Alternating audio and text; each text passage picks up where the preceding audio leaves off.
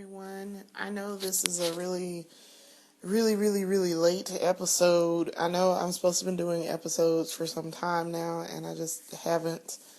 Um, there's been a lot of stuff that's been going on since my last episode for Dark Girl Chronicles. There's just a lot of stuff that has happened, and I just I haven't had time to make videos. Mostly since I moved back home last year in 2014, I really haven't had time to make videos, and so they've been extremely sporadic. And then, yeah. So let me get started. So I know in the last video I had talked about the fact that Brandon and I had got engaged. And I was super happy about that. I actually asked him, I was like, hey, we need to get engaged. And I was like, marry me because reasons. So, yeah, we were engaged for a couple of months. We got engaged in October. And then we were engaged until about December of that year. And then we kind of broke up temporarily because of, again, reasons, and which I really don't want to talk about that too much. Let's just say that if I ask you to do something, you should probably do it, one, especially if you want to stay in a relationship with me, you should probably do what I ask you to do, and especially if I feel like it's not an unreasonable request, okay, and I don't ask for much. I'm not the kind of girlfriend that is like, oh, hey, you need to go, do all this stuff and there's no reason for it and there's no reward for it. No, that's not the kind of person I am. I asked him to do something and he did not do it. And then he wasn't honest about it. And again, like, if I ask you to be honest, okay? Don't lie and don't make things up. Additionally, if you feel that you need help doing something, just say that. Say, hey, I need your help. Don't just do some random ass stuff and then you get in trouble and then you want to come to me and be like, oh yeah, I messed up. And then when I do find out that you've done something, you're not honest about it. When I do find out, no, don't make me have to find things out. You should be coming to me and volunteering information. Because I would do the same to you. Like, I would come to him and say, hey, I have a problem with this. And be honest and forthright. I didn't like that. So, and also, see, what he didn't seem to understand was, I had just gone through that in my marriage. Okay? Where somebody couldn't be honest and forthright and upfront and say, I have a problem with something. They couldn't just be honest. No, they had to be a shithead about it and lie. And I can't stand that. Don't lie to me. Not when you can tell the truth and be done with it. Like, just stop. Like, you've already messed up to start with thinking that a lie is okay. So, yeah. So that was December. We got back together shortly thereafter. We just were not engaged at that point. We didn't get engaged again. And when I say I broke up with him, I broke up with him. Like, completely was like, I don't want to talk to you. Leave me alone. No, don't want to do that. So, we did get back together, but there was some conditions made. First and foremost, you need to be honest with me from the beginning, or don't bother talking to me, because I can't deal with dishonesty. Like, I can't deal with that. That's number one pet peeve to start with. So we got back together, and we've celebrated our 2-year anniversary. That was in April. It's now August. It's now August. So, yes, we had our 2-year anniversary in April, and we went out, we took a bunch of pictures. We had dinner at Ruth Chris's Steakhouse. Ruth's Chris's Steakhouse. I always mess that up. Anyway, we went to dinner there, and I can tell you, I spent $100 before we even ate. It was fantastic. The food was exceptional. I mean, it was exceptional. It was well worth the money. I just was like, oh my God. I'm spending $100 before I even take a sip of this damn champagne. They gave us champagne and everything. It was adorable. We got dressed up because I'm the kind of person, no. We go to someplace like Ruth Chris's, we're going to dress up. Okay, we're going to look like somebody when we go out to eat for a special occasion. So, that was in April. I'm trying to think. We kind of sort of moved in together in June. Actually late May, middle of June, like beginning of June. There's a reason for that, which I'm going to get to in a second. But we moved in together, kind of, sort of. He's kind of, sort of living with me right now. I am not home, so, which I'm also going to get to in a minute. But yeah, I'm not at home right now. Kind of at my sibling's house, like 2 states away, from home. But he's kind of living in the house with me and someone else, for a reason. And, suffice to say, it's pretty good right now.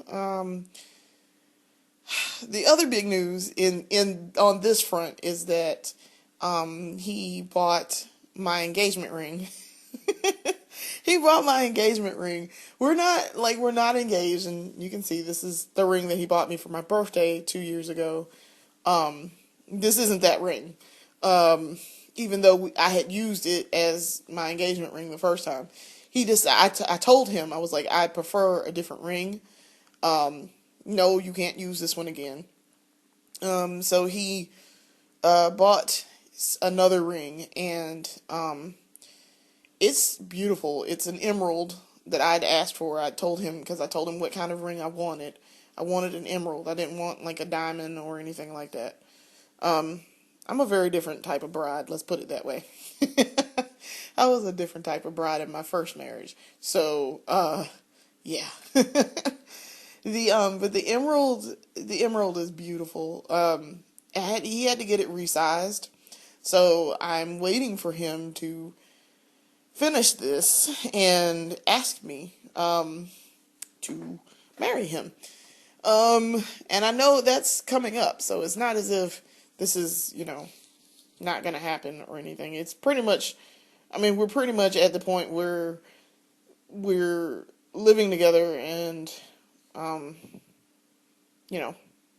we're engaged anyway, but, and I know I said we weren't engaged after we got back together, but, we're pretty much, aside from him asking me, that's the only reason why we're not, officially engaged. Let's put it that way.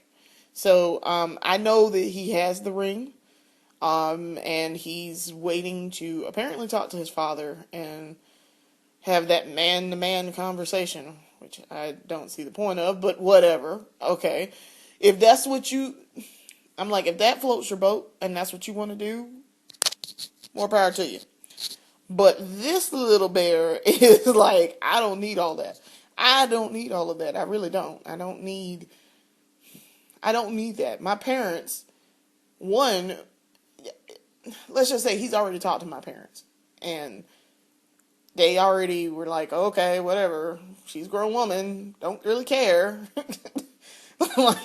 And she's already been married before.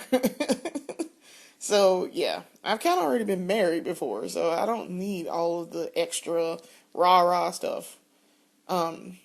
So, yeah. So, I don't know what he's going to do. I'm letting him decide when he wants to do it. And where he wants to do it and all that jazz. I know that the ring now fits me. So, that's up to him. It's really up to him. So, other than that, our relationship is pretty good. It's pretty good. Because, like I said, I'm not home. I'm at my brother's house. Yeah, I'm kind of not with him right at this moment. But I miss him greatly. I miss him. He might make an appearance on camera later. I don't know. We'll see. I have to see how he feels about that. Now that we're, living in the same house. At least, for right now, we're living in the same house. Because I'm pretty sure he's going to go back to his house in a little bit. He had indicated that that is what he wanted to do. And I was like, okay. That's what you want to do. I mean, I'm not going to be upset about that. I understand what's going on with that. It's not as if, that's a problem. I don't really care. But I was like, but you need to get your house in order. And that was the thing that he wanted to do. He was saying he wanted to get the house in order so that we would have the house ready when we did get married, which is some time from now. We're still talking at least 3 years. At least 3 years. But, So, okay.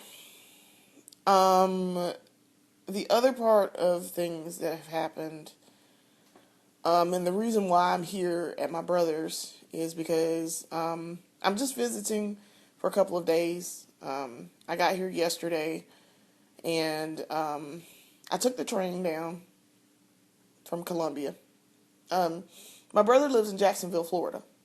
So, I took the train down, and it was interesting. The train ride was interesting, but the reason why I'm here is because okay, you guys know how I had mentioned that my mom was sick. My mom had been diagnosed with cancer 3 years ago in 2012. And I found out in February of 2012. No, I'm sorry. She found out in February of 2012. I found out in March of 2012. And then my brother found out shortly thereafter. Probably as a matter of fact, I remember it was in March. It was right after I found out. Because I made her call him and tell him herself. I wasn't going to tell him for her. My mom was diagnosed with lung cancer. And it was the kind of lung cancer you cannot cure. There was no cure for it. She knew she was terminally ill probably from the beginning. She realized she was terminally ill. I mean, they told her there's no cure for this. So you're going to die from this. This is what's going to kill you. And you have 1 to 5 years life expectancy because of this cancer. So I suggest you get your affairs in order and you do what you need to do because this will kill you.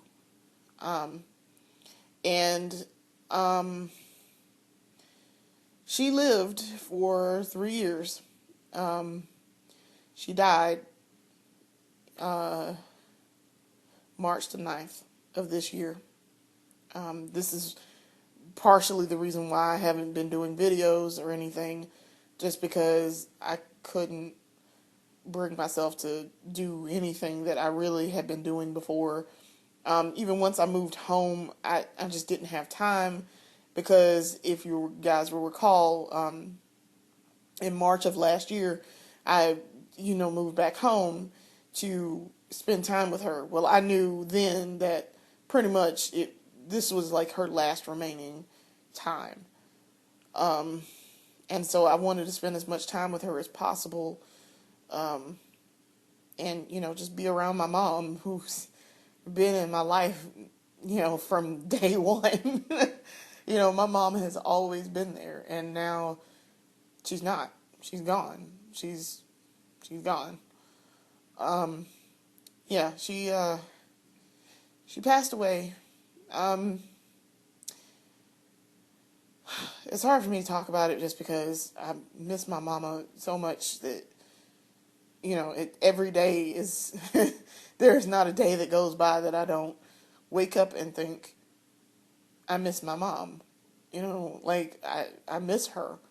she wasn't just my mom, she was my best friend. And she was a person that I could pick up the phone in the middle of the night if something happened. I could pick up the phone and call her and talk to her, and she would make me feel instantly better without even trying to really make me feel better.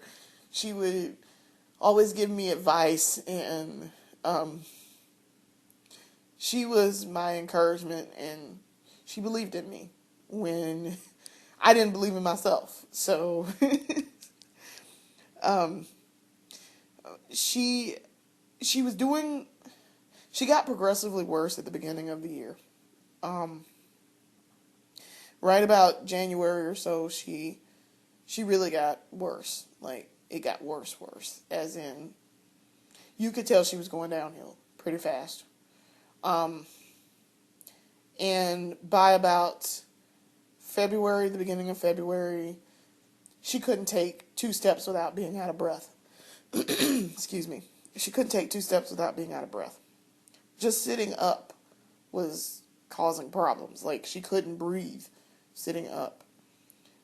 And by about March, the third anniversary of when she told me she had cancer passed, and I said, well, look at you. You done made it 3 years from diagnosis. And she said, yeah, I know, I made it. 3 more, I'm hoping I got a little bit more time. I don't think so, though. And I said, well, you never know.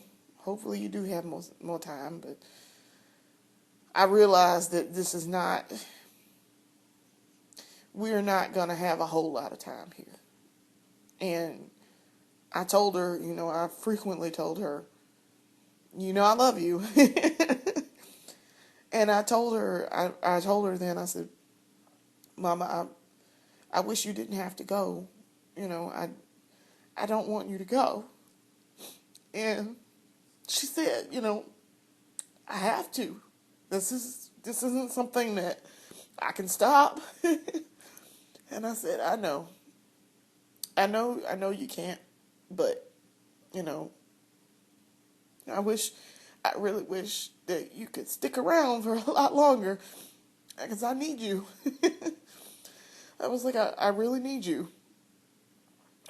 What am I supposed to do without you? Like, I've never been without you, so what am I supposed to do? And she was like, you're going to live.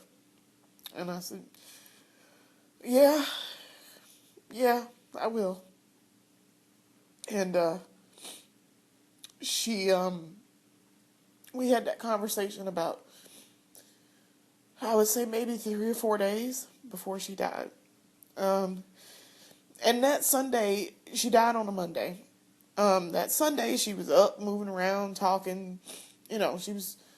We had been making plans to get the house worked on, and because we had to have the stuff with the floors done in our house. And she said, you need to get this stuff done, and here's a list of things that you will probably need to do once I'm gone.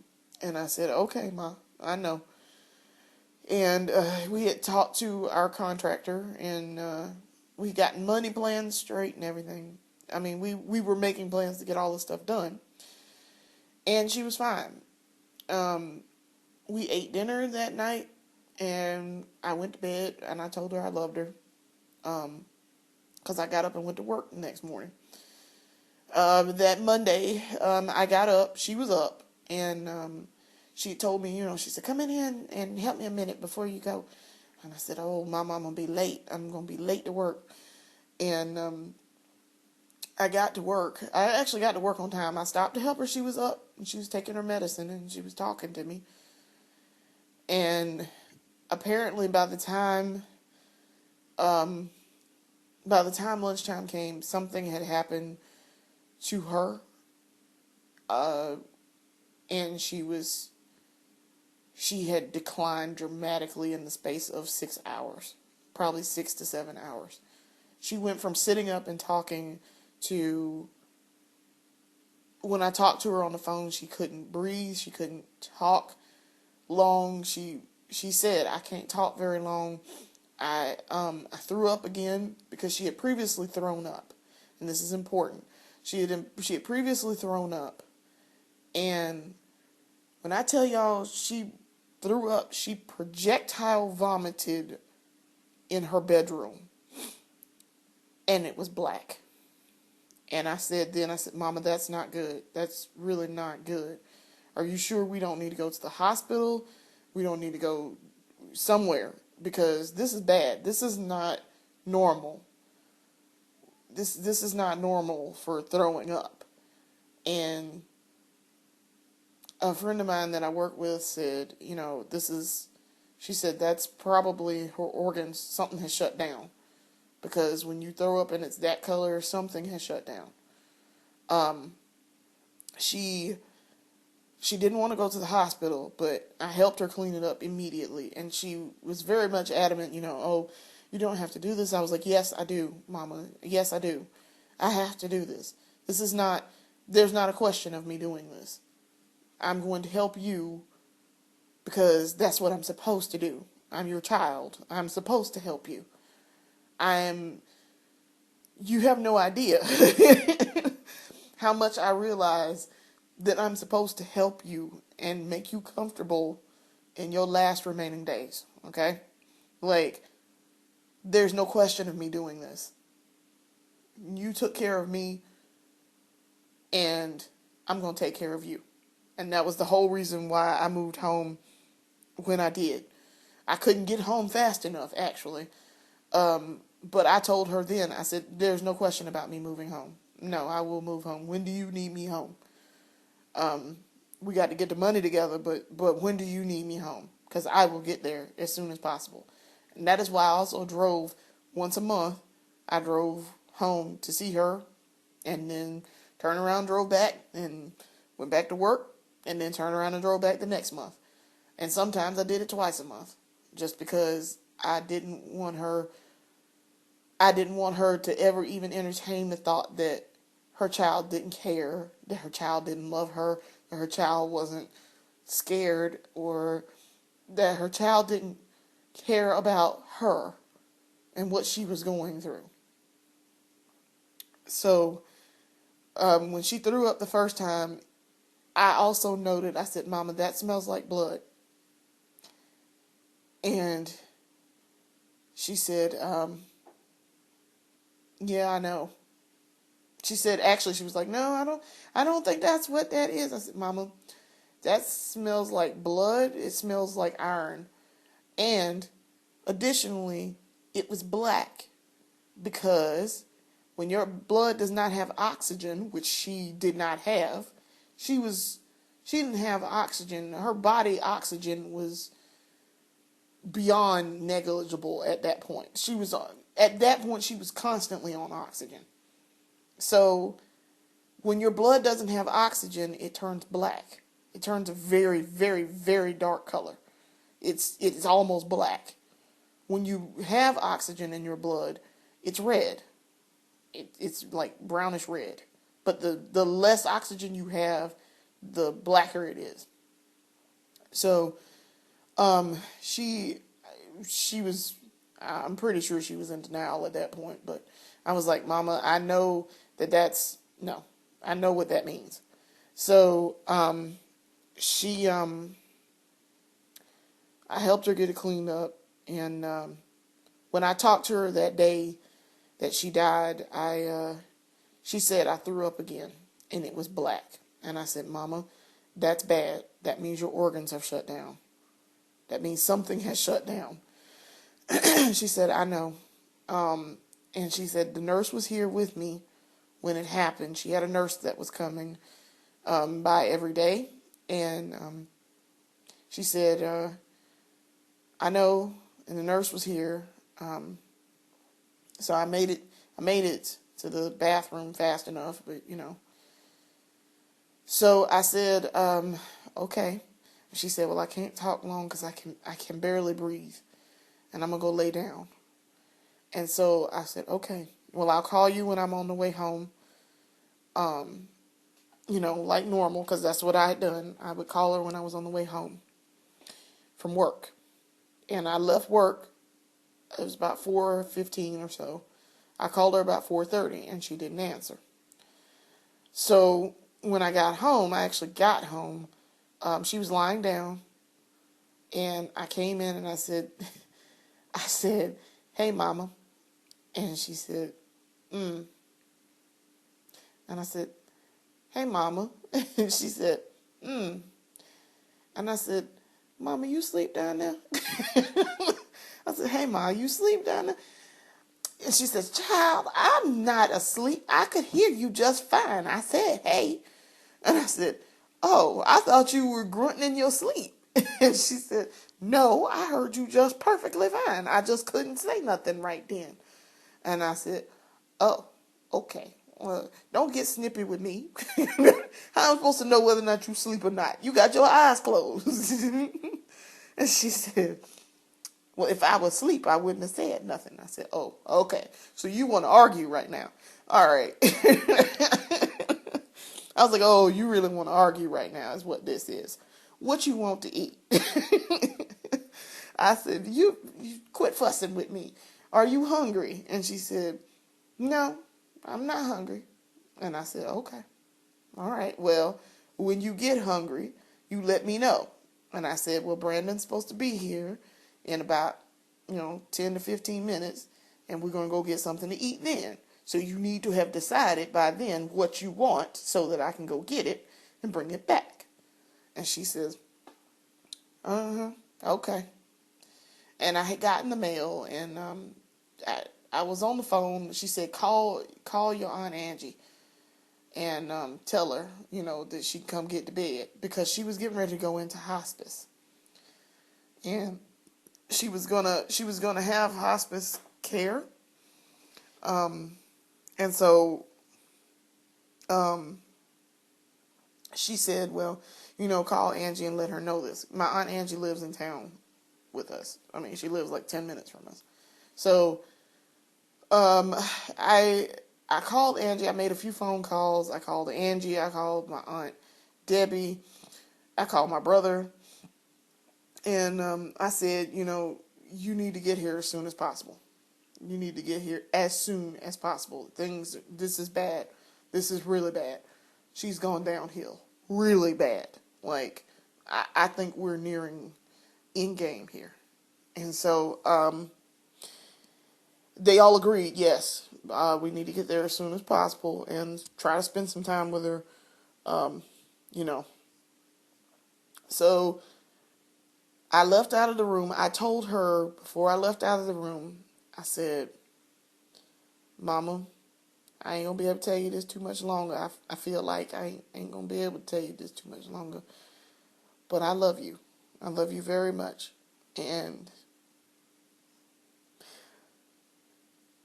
thank you." And she said, mm. She wasn't asleep. She could hear me, though. I know she could hear me, and she acknowledged that she could hear me. She just couldn't talk. She was so out of breath, and she literally could not talk. Just talking was too much. And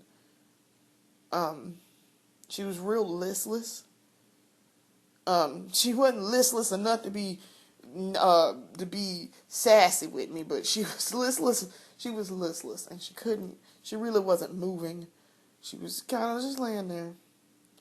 And I left out of the room, and I called my friend Jocelyn that I used to work with. And I was talking to Jocelyn and telling her, I hadn't talked to her in a while, and I felt like I really needed to talk to somebody right then. And Jocelyn knew what was going on. I had told Jocelyn what had happened. She knew because I used to work with her, and I worked with her about the time that my mom got sick. And so I was working with her then. And so when I talked to Jocelyn, I was updating her what was going on, and she was telling me about what's going on with her. And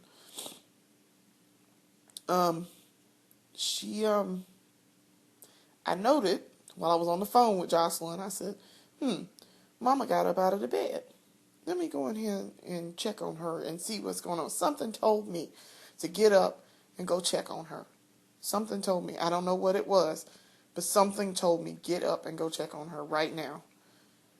And when I got in there, she had gotten up really suddenly and she sat down. She had a portable toilet in her bedroom, which we had a funny story about that too. But she was sitting on this portable toilet, and when I got in there, she looked like she was having a stroke. And I said, Mama, what's the matter? What's wrong? I can't understand. What's going on with you? What was happening to you? And she couldn't tell me. She could not talk. But I swore she was having a stroke. And I called my father in the room. I said, Daddy, get in here right now. Get in here right now. Something is wrong with Mama. I can't get her to talk to me. She can't talk. And I think she's having a stroke. And he was trying to talk to her and get her to talk. And she's trying to talk. She was trying, but she could not talk. She couldn't breathe. And immediately I said, okay, I have to call. I got off the phone with Jocelyn. I called the hospice folks first. And then I called 911. And y'all, between the time that I was on the phone with 911 and I had called my aunts and Brandon got there, you could see the life just leaving her. You could see it leaving her. And I stood there on the phone and I watched my mama die. And that's quite possibly one of the hardest things I've ever had to do, was watch my mama die in front of me. Because she had said, she was like, I don't want to be resuscitated. Do not have them resuscitate me if I die a natural death. Do not have them resuscitate me. And I said, Mama, okay, I'll honor your wishes. That's what you want. I'm not going to go against what you want. But she was adamant about that because she didn't want to be a vegetable. When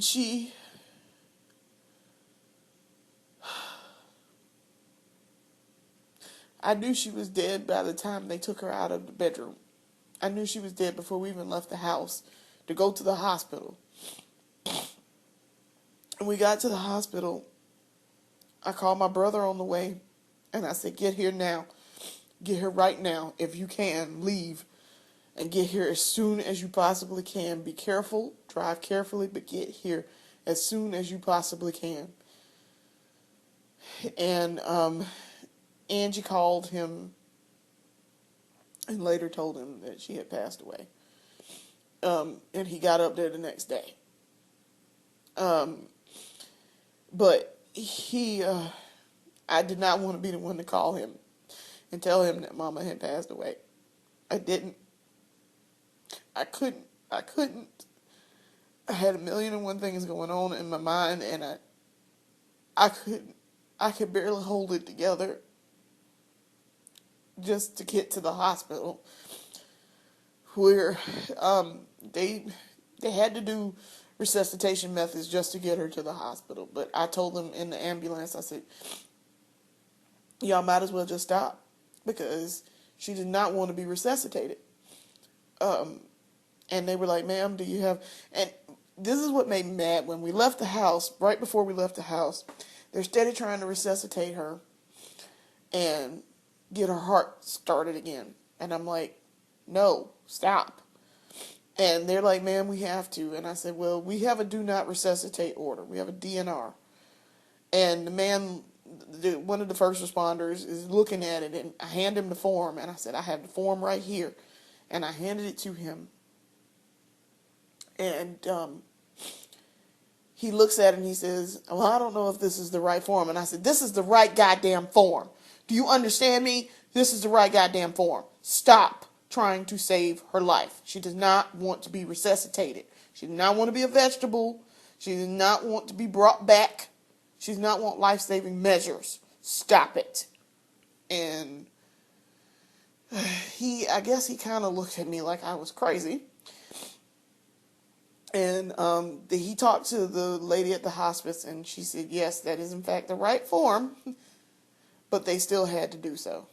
Thus, they would be held negligent for, liable and negligent for not trying at least to get her to the hospital in a timely fashion. So, we went to the hospital, and the doctor there, the doctor came out and asked me like 3 times as I'm filling out paperwork and stuff to admit her. He's like, you know, are you sure? And I said, yes. She was very adamant about this. Very adamant. And I have the form right here. And he looked at the form and he said, yes, this is correct. This is a DNR. Okay. So we will stop. And they stopped. And about 5 or 10 minutes later, he came back and I asked him, I said, before I knew she was gone, before we even got in here. And I said, tell me straight up, doctor, is she dead? And he said, yes. She did not survive. So, after that, things were kind of a blur. We had her funeral that Saturday. She was cremated. And I have the urn with her ashes in the house. She's in the house like I had told her was going to happen. And I have her picture in the living room. And my brother, I'm looking at it right now. My brother also has a picture in his living room, one of his living rooms. He has a picture of her that we had at the funeral. He has a picture of her up. He is going to get some of the ashes at some point. I'm holding on to the ashes for right now. So that brings me to the reason why I'm here. Well, one, I had to put my father out because my father's a jackass, okay? This is the person who, it would take me too long to explain, and this video would be about 2 hours long. That'd be base minimum for this video for me to explain the fuckery that is my father, okay?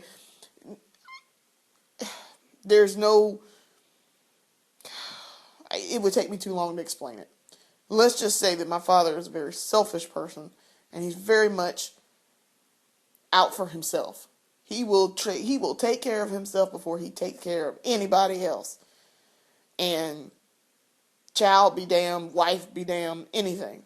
So the entire time that I've lived at home, they remarried.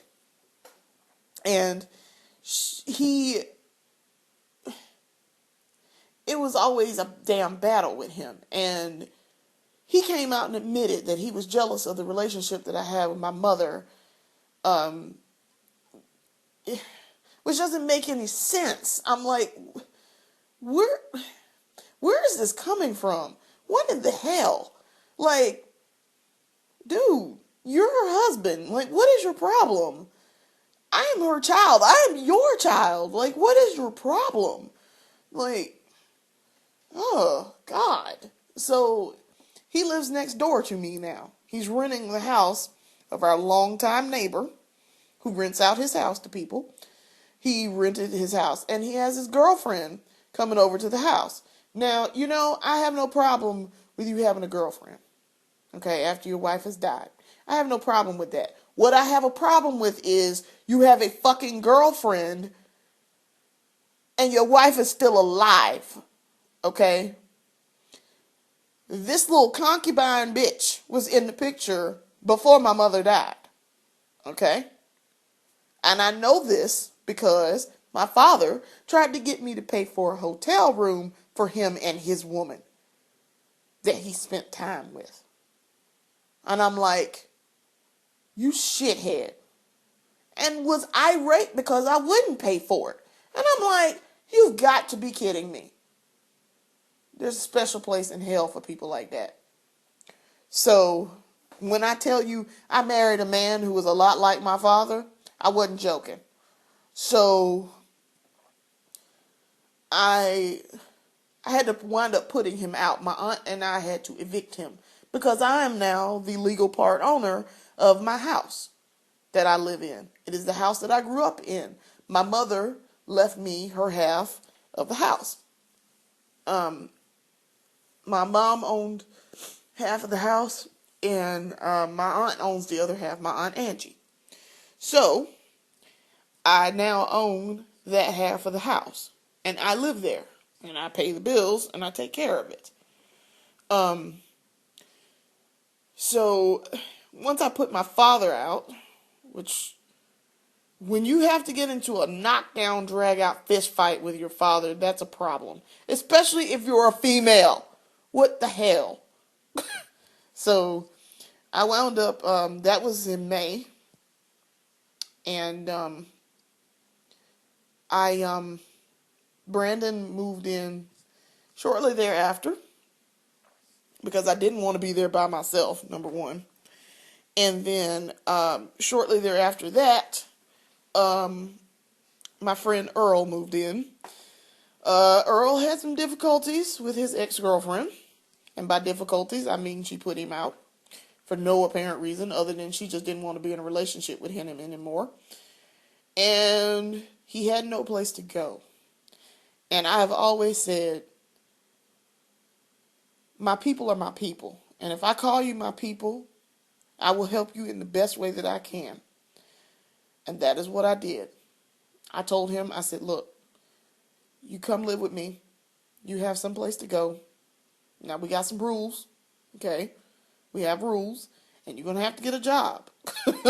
You're going to have to get a job. Because apparently that was a source of contention there with him and his ex-girlfriend, which I completely understand. But my thing with her was he had a job. He had a lead on the job. As a matter of fact, the man told him he could start like the next week.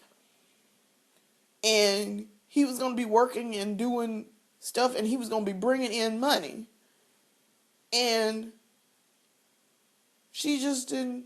She was like, oh, no, he got to go. No. And it was contingent upon him having some place, a solid place to live and all. So how you going to be mad with him when he doesn't get that because you put him out? You can't have it both ways, okay?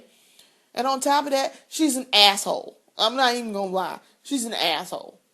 I don't like her very much. I didn't like her to start with, but, for the sake of being nice and being kind, whatever.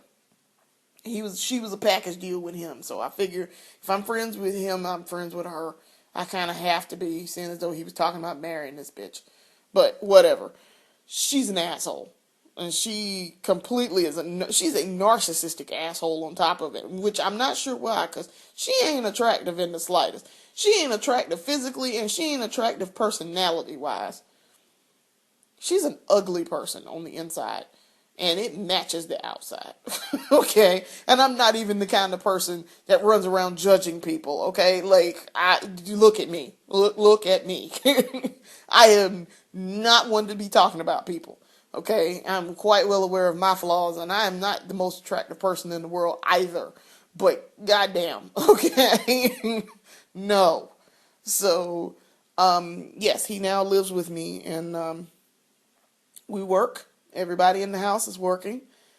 We take care of the house, and I affectionately refer to him and Brandon as the Wild Bunch. It's like living at home with two male lions, because they're always eating or sleeping or when somebody's trying to mate with me. So, yeah. So I decided when I had some time off, I was going to take time off, that I was going to come visit my brother after after my mom passed away. And I had said I was going to anyway beforehand, and I would stay for a while, actually. But I can't really stay for a while because I kind of have a job now. So, but I took a couple of days off, and I decided to come down and visit and stay with him for a little bit. He's at work right now, which is good. This dude lives in a freaking palace, man. This is a freaking palace. My brother lives in a 6-bedroom house in Jacksonville, Florida. Okay. He lives in a freaking 6-bedroom house. Like, he's got rooms on top of rooms. I'm like, what in the world? Like, you could turn every room in here into a bedroom if you really wanted to. Really. Like, the room behind me has a pool table in it. That's how big it is. And that's not even like a room. I'm sitting in his kitchen right now. He also has a formal dining room. His living room is huge. He has another living room off to the side. He's got a guest bedroom back there, which I'm staying in. He's got 4 bedrooms upstairs. I'm like, bruh. But I'm so very proud of my brother. I am. I'm so very proud of him. He has worked tremendously hard for everything that he has. And he is a good man. He's a very good man. And yes, I'm saying this as his sister. He's a good man. He's too good of a person for the fuckery he's had to deal with. Because at the same time that I went through the bullshit with my ex-husband, his wife left him like the next year. So, and she's crazy. This woman has issues. And I'm like, oh my God, you had children with her. Thank God your children had your influence. And they turned out to be good kids. They're good kids. My niece is a bit odd, but she's a good child. She's a very good child. She's just, things affect people a lot differently, and this foolishness with her mama is just, it's affected that baby so hard. I know it has. It's affected my nephew, but really my niece is taking it the hardest, and so I feel very much sorry for that child. She does not deserve to have to go through that because her mama is crazy. Like, I'm just like, no, you don't, no. So I told her, I said, anytime you ever want to talk and you need a female presence that's not your mother, call me. Okay? Call your auntie. I will talk to you, and I will come down there as soon as possible if I have to.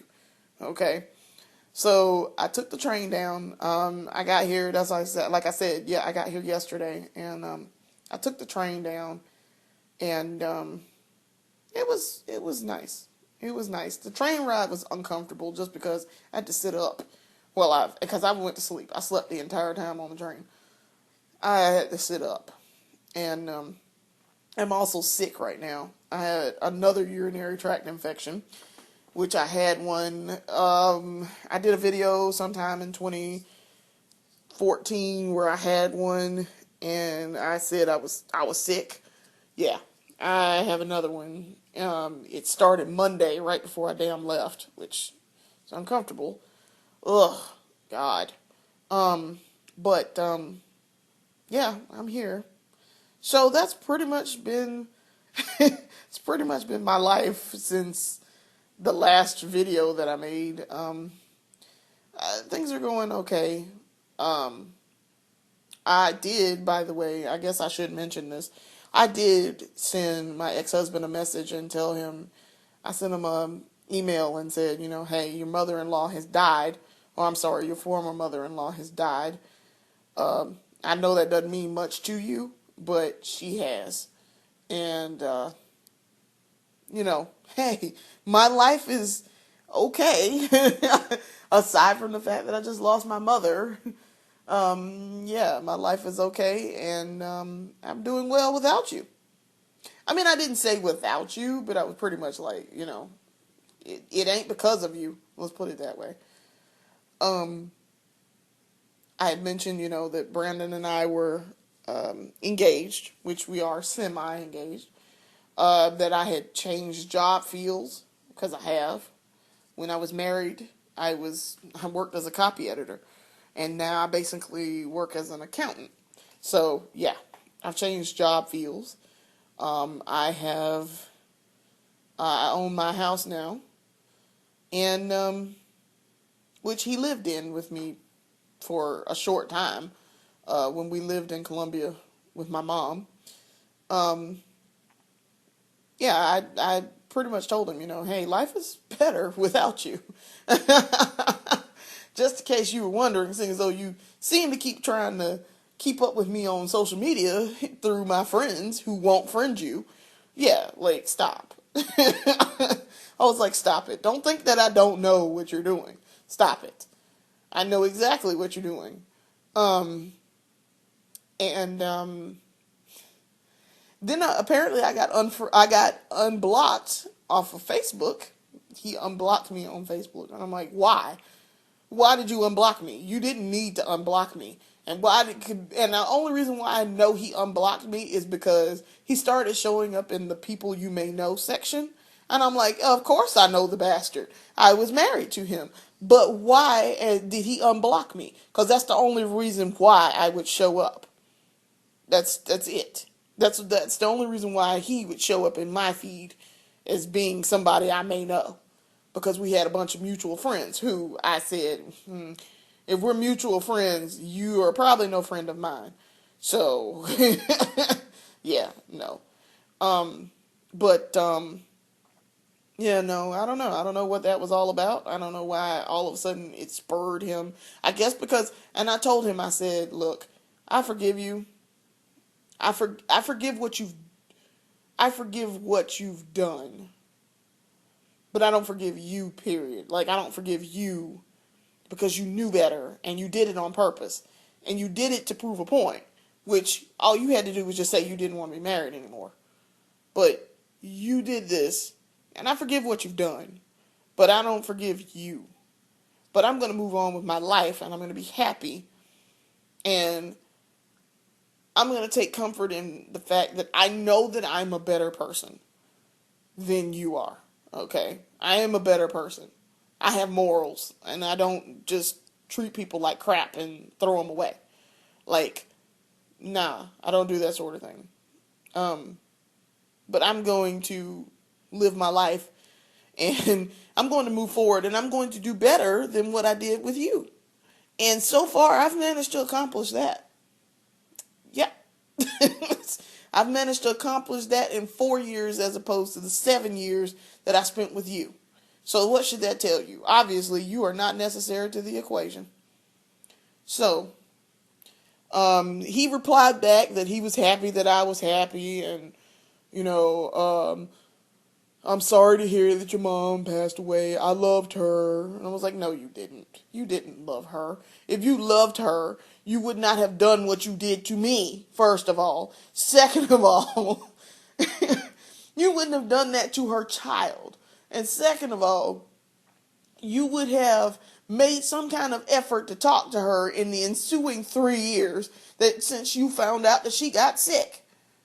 Because as soon as I found out, I called him and said, your mother-in-law has cancer. You should probably call her or something. Something. But he did none of that. He did none of it. So, no, I can't very well say that I believe that you loved her in any kind of capacity, aside from that she took care of your ass for a short amount of time. Because not because she had to, but because she wanted to. You don't you do not impress me. Okay? You don't impress me. Not anymore. And on top of that, you're not getting shit past me at this point. Okay? I have been duped long enough and beyond that bullshit. So no. The days of you trying to get something over on me are behind, sweetheart. Okay? They're behind us. You can eat a dick. So, anyway, um, that's pretty much everything that had been going on. I'm going to go back home. I'm leaving Sunday night, and I will be back in Columbia on Monday morning. because I'm taking the train back.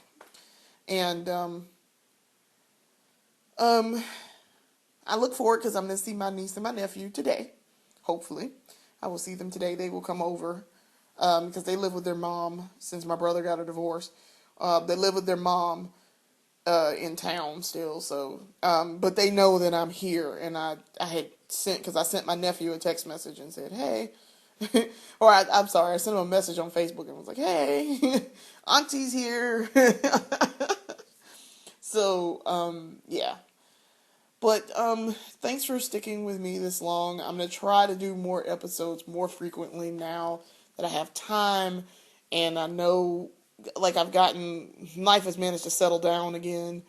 I can actually do things more often, and you guys can keep up with me a little bit more regularly, as much as I could possibly let you. And that's saying you want to. Um, Thanks for watching, and yeah, I'm gonna try to have another video in a little bit, hopefully. Probably when I get back. I don't know. I might do something on the train. I don't know. Probably not though. I don't think I'm gonna do anything on the train. People tend to look at you really weird if you're talking to a camera for some reason.